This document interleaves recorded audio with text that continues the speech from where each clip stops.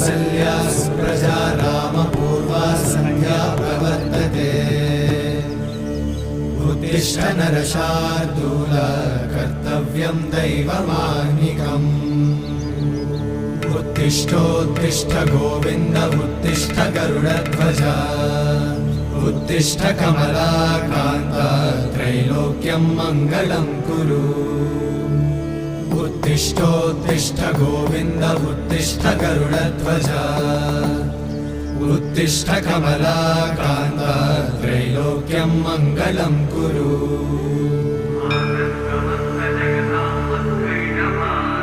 मातः समस्त जगतां मधुकैटभारे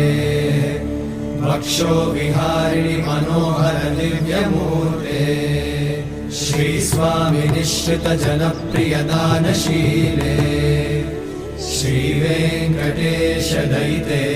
तव सुप्रभातम् तव सुप्रभातमरविन्दलोचने भवतु प्रसन्नमुखचन्द्रमण्डले विधिशङ्करेन्द्रवनिताभिरर्चिते वृषशैलनाथ दयिते दयानिधे अत्यादि सप्त ऋषयः समुपास्य सन्ध्या